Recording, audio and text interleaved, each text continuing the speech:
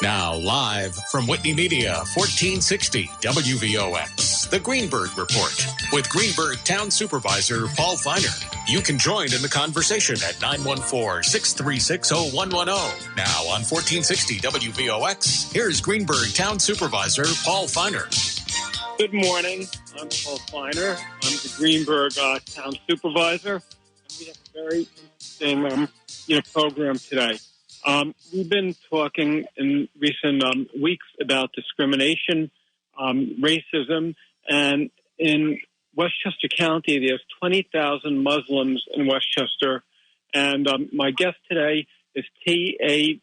Bashir, who is going to talk a little bit about Islamophobia and what he's doing to address the problem of racism, and also to encourage people how important it is to vote. So, Mr. Bashir, thank you very much for joining us. Good morning. Thank you. Could you maybe tell us a little bit about yourself, just to begin? I was born in Harlem, raised in Brooklyn. I have a doctorate degree. I am now the Vice President of the Westchester Coalition Against Islamophobia, a group that's comprised of Muslims and non-Muslims seeking justice for basically the Muslim population, also immigrants that's in the Westchester area. Are there many people in the community who, were born in the United States who are Muslims, such as yourself? Well, yes. We have a sizable population in Westchester of native-born Muslims. The African-American tradition goes back all the way before the ratification of the Constitution. We also have Muslims that immigrated here to America, seeking opportunities for their families, so forth and so on. But as you had mentioned, the number of Muslims in Westchester is at least 20,000. We know that because some Muslims have anglicized names, and they're usually not counted in any kind of population count. They usually count people with either Muslim name or Arabic name. Right. Do you feel that there's significant discrimination in Westchester County against people who are Muslims? Well, you can say that easily, but I think that there's an unawareness of Muslims' presence here, and there is not interaction basically between Muslims, politicians, civic organizations, and things like that. So what we need to do is to increase the awareness of the sizable population in Islam and enter some of those facts into the school system. We did do a couple of presentations in the schools around Westchester, informing people about the presence of Muslims, what Islam is and what Islam is not, those kinds of things. And we plan to do a presentation next Sunday at 3 p.m. on Facebook, and everyone is invited. We will have local politicians. As you know, all politics is local. So we will have local politicians there chipping in to disperse some of the discriminatory and unawareness that pertains in terms of Muslims. Could you tell us again how people could participate in that event? That event, a flyer will be going out, but you could look up on Facebook Live on Sunday at 3 p.m. for WCAI, Westchester Coalition Against Islamophobia. And it will be 3 p.m. next Sunday. That's a week from Sunday, not this Sunday, right? Not this Sunday, no. That was incorrect. Great.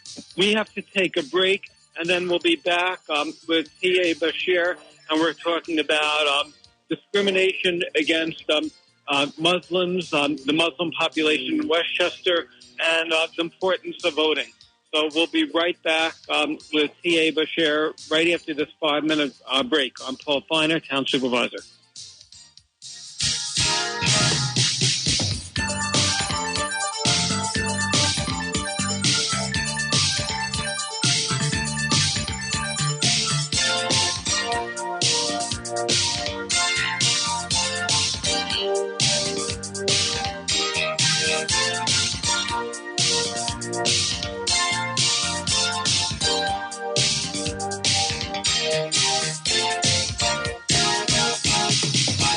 Now back to the Greenburgh Report on 1460 WVOX. Once again, here's Greenburgh Town Supervisor Paul Feiner.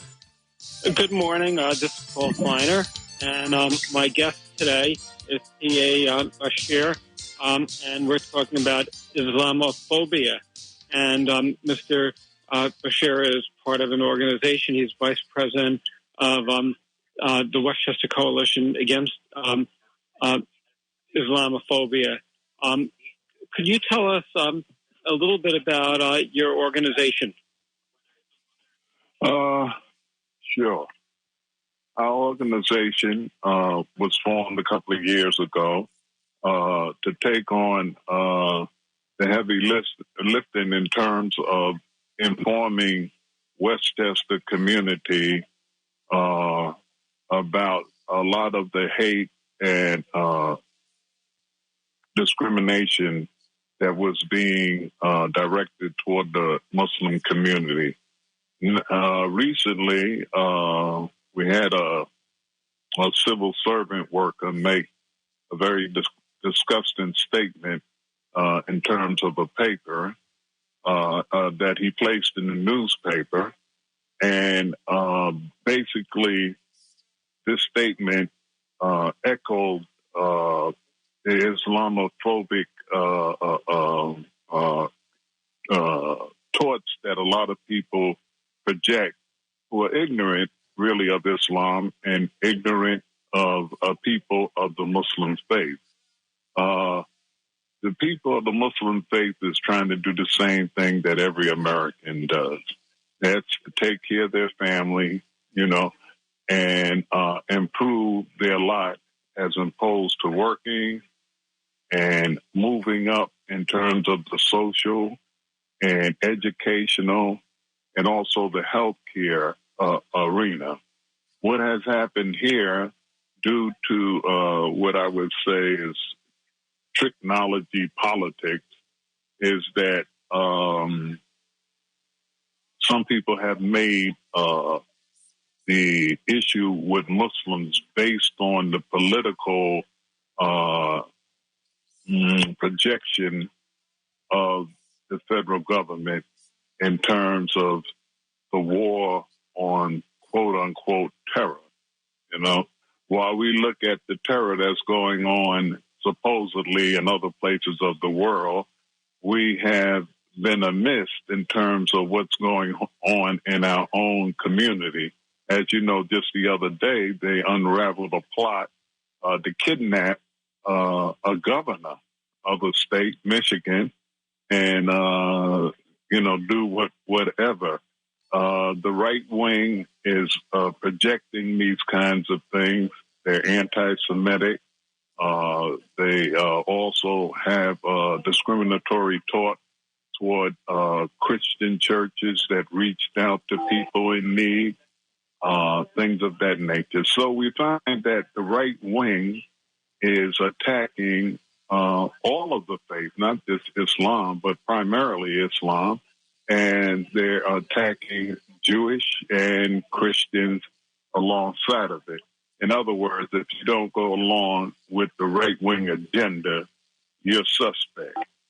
what we do in terms of Islam, Westchester against Islamophobia, is that we've held a number of presentations. We invited politicians and people from the community, and we discussed some of the issues that the people have in terms of their misunderstanding or their lack of understanding of what Islam is and what Muslims stand for.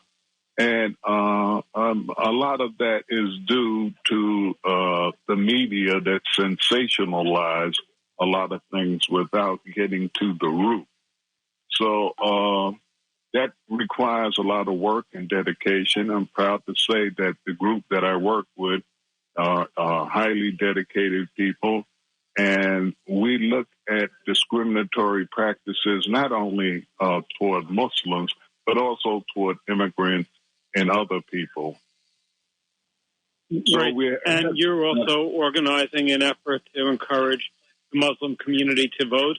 How successful have you been in reaching out to people, and what are your plans during the next couple of weeks? Well, we've been doing that like almost on an individual basis, but it's all coming together next Sunday where we will reach out to the community. We have a number of politicians who recently won elections and whatnot who will speak from the Democratic Party, and I guess some from the Republican Party. I don't know at this time, but people who are in support of what we're trying to do is to educate the public of the choices that they have in terms of voting and what could happen if they don't vote. So the enthusiasm of the politicians of Westchester to present videos and to come and speak live and be on the panel was overwhelming, so we have a management job on our hands. But we want to inform the public of the alternatives that we have as a community, not just as Muslims, but as a total community, what we can do. We want to hold people's feet to the fire, and if you're not really embracing progressive ideas and things of that nature, we may have to overlook you as a viable candidate. You see what I'm saying? And right, exactly. Do the Muslim community have do they have a good participation in previous elections, or was the turnouts generally less than, say, other ethnic groups in the past? We feel that for the number of Muslims that are in Westchester, that the turnout can be better. And that's our goal next Sunday, is to increase the turnout. Why do you think people have not participated in the past as much as they should have? Well, there's such false tropes going around in terms of there's going to be trouble at the polls because there's going to be poll watchers that will try to intimidate voters. Many people feel that when you vote somebody in, that's the end of it. You vote them in and you never hear from them again until the next election. We want to increase the interpersonal interaction with politicians and give them feedback and have them give us feedback of what they need and how we can support them. We have to take another break, and then we'll be back and we'll continue our discussion. Okay. Bashir, in a few minutes. I'm Paul Feiner, Greenburgh Town Supervisor.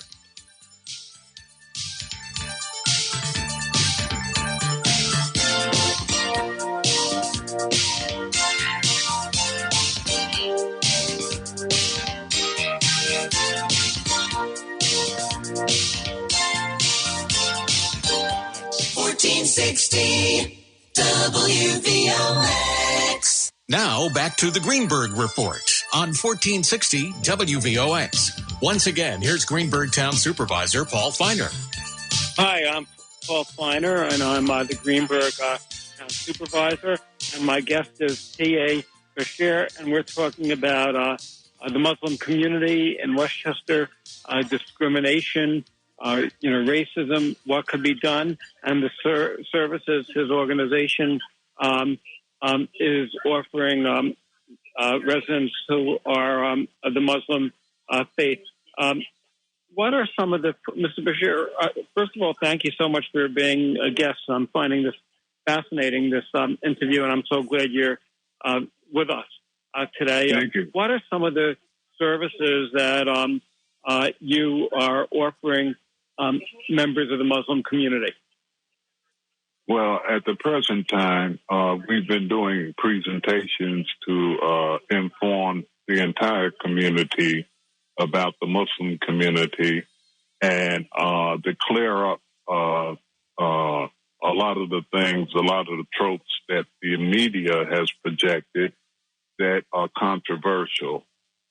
Besides that, we have gone out into the community and met with civic organizations, schools, colleges, and things of that nature, and provide a counter argument to a lot of the discriminatory statements made by various groups that,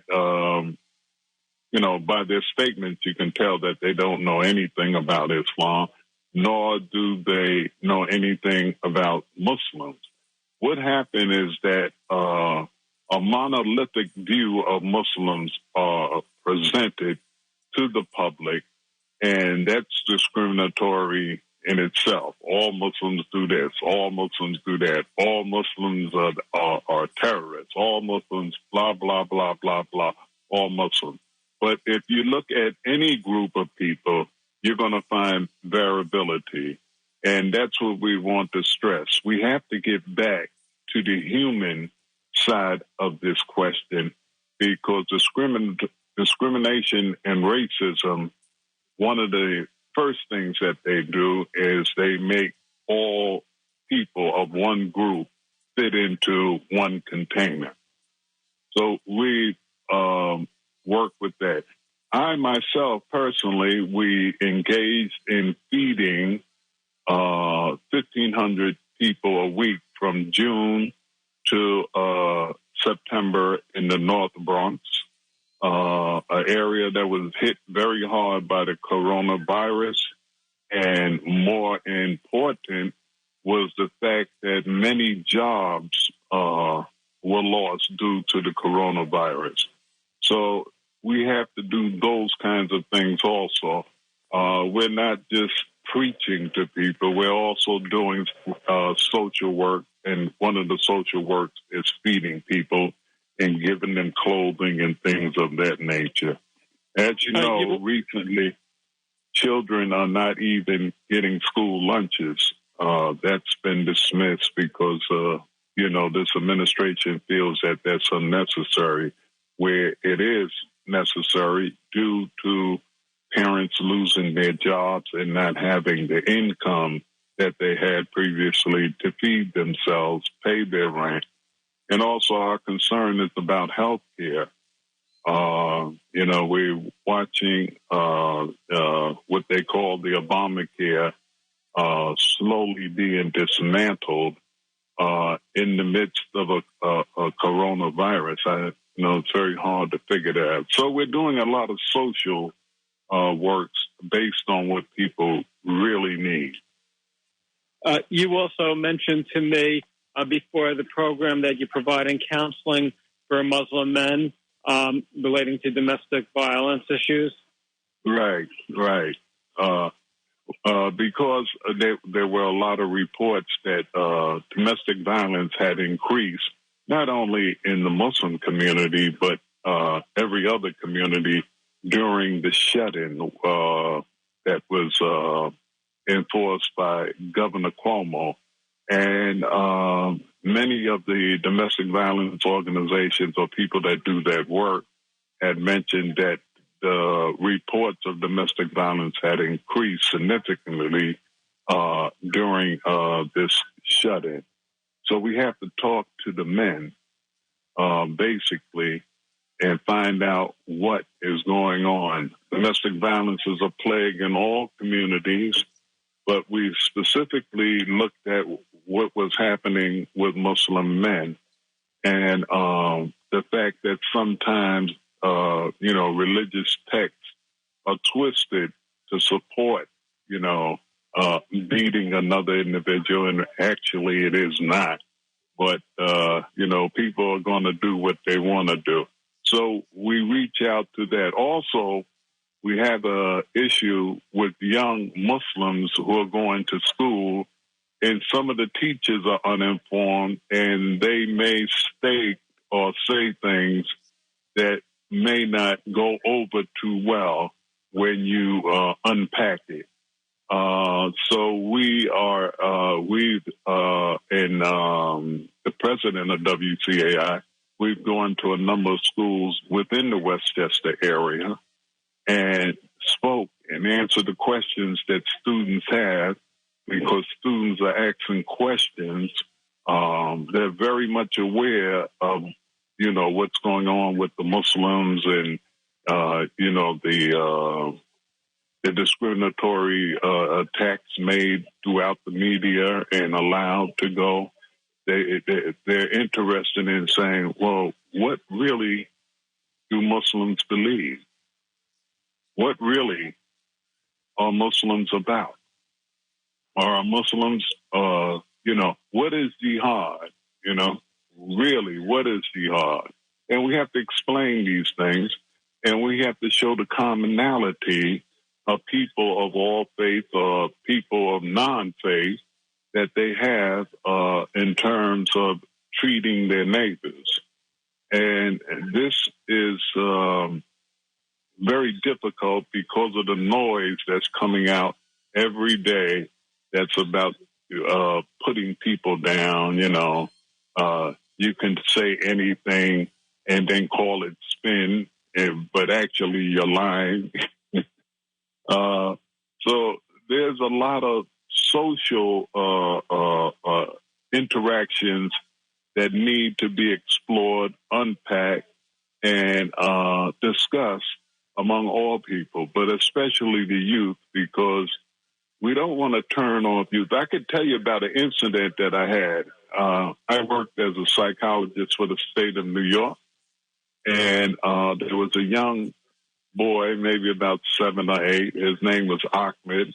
He came from, I believe he came from Yemeni, if I can recall correctly. And it was Halloween. Halloween is not a holiday that's usually celebrated by Muslims. But, the kids, they're in the school and everybody is picking out who they want to be and so forth and so on. So Ahmed, being a new person, struggling with the English language, trying to learn it, they asked him what he wanted to be. He had no idea, and he expressed that to the teacher. The teacher said, okay, well, since you don't know who you want to be, you could be Bin Laden. And, of course, the entire class started laughing and pointing fingers at him because he was dressed in his traditional dress and whatnot. And, everybody was against Bin Laden at this time. We have to take one final break, and after the break, I'd like to get your thoughts about some of the efforts that the police are doing in terms of reforming policing and Black Lives Matter. I'm Paul Feiner, Greenburgh Town Supervisor, and we'll be right back right after this brief break. I'm Paul Feiner.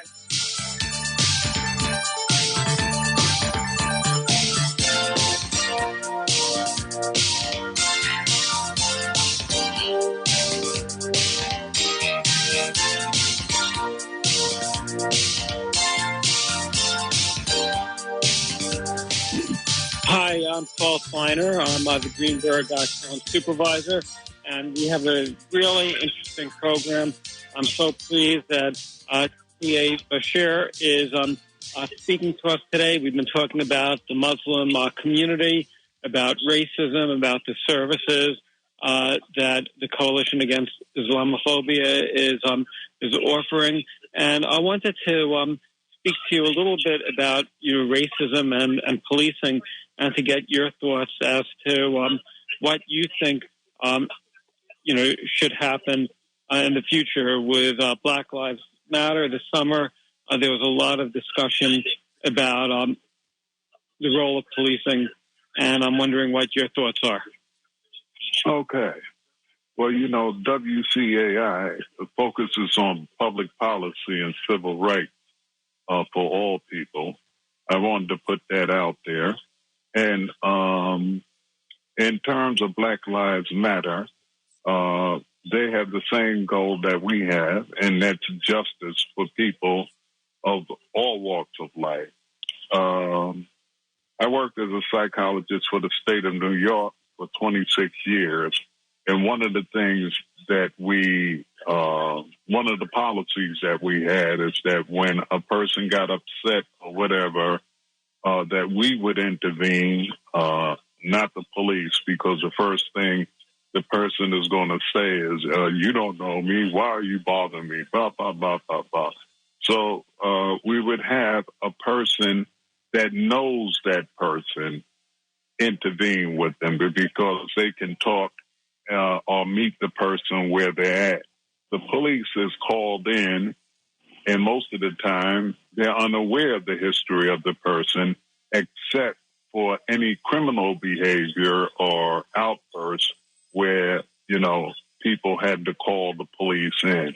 This is a dangerous situation because the police are not really trained to deal with psychiatric people. They get maybe an 8-hour course. I did do the training for the state of New York in terms of working, increasing awareness of police of some of the issues connected to psychiatric individuals.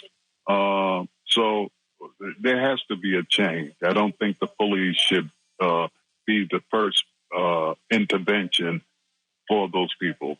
The other thing is that there has been a number of murders of Black and Spanish-speaking people, immigrants, by the police. It seems like they're very quick to try to settle things with the use of the gun. This has been building up for a while, and now you're hearing that now people are trying to shoot the police and whatnot. So, the old adage, live by the gun, die by the gun, I guess is back in play. But what has happened is that there's a breakdown in terms of the laws within certain communities. Those communities are usually communities of color. And this can't really be tolerated. Black Lives Matter is connected definitely to the African American Muslim community, who has borne the brunt of discrimination on two fronts. One, because they're Black, the other because they're Muslims. And very few law enforcement people have reached out to the African American community and try to erect a bridge of discussion or exercise some kind of mutual understanding as to what can be done in crisis situation. Right. I was going to mention that the governor of New York has ordered each municipality to create task forces dealing with racism and policing. And we in Greenburgh have a committee that the town board set up. The county has a committee. Have you been involved in any of those committees? Yes, I was going to get to that. Led by Gina Jackson, I believe. Right. And yes, and she has kept me informed of what is going on there. it appears that there's a lot of work, because what happens at a lot of these forums, they let everyone in the community have a say-so. And sometimes they ask a question and a person gets up and give a narration. They have limited to 3 minutes and whatnot. But at some point, we may have to get to actual committees to do some of the heavy lifting in terms of making a smoother transition between civil intervention, if you will, and the community. Because as you see, many communities are up in arms about the way the police are handling certain situations. And we don't want that to occur here. So we need to have that discussion and come up with some concrete ideas of how to treat those citizens if they're in a crisis situation. I just want to mention this, Paul. We meet every third Thursday at 7:30 at the Ethical Culture Society of Westchester. That's on 7 Saxon Wood Road, White Plains, New York. And we welcome members of the community to come and join us, you know. If they, those that are listening, they can email WCAI at socialjusticepartners.net, or they can phone us 914-261-0468.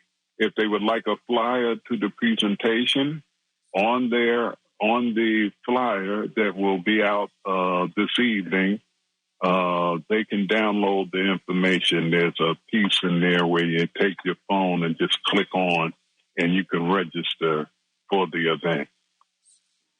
Are you optimistic about the future of policing? Do you feel all these committees and recommendations? Oh, you faded. Am I optimistic about what? About the future of policing, and all these reforms that everybody's pushing for? I don't know. I haven't gotten a concrete response from the police, how they feel. There may be some resentment because some of the people that I've spoken with in terms of law enforcement, just like an off-the-cuff conversation, feel that there's a lot of blame going on in terms of the police, but people are not giving them credit for the things that they do. So it looks like there has to be a balance there. Instead of blaming, we need to start moving toward progressive interactions and things of that nature. See, we could sit around and blame each other, but that won't get the job done. We actually have to sit down, come up with concrete ideas and applications for safety. Great. Well, thank you very much. We ran out of time. My guest is T.A. Bashir. And do you have a website before we close? I just gave that website, WCAI at socialjusticepartners.net. Or you can phone 914-261-0468. We meet the third Thursday of every month, and all are welcome. Thank you so much for joining us. I'm Paul Feiner. Thank you for allowing me to get these thoughts out.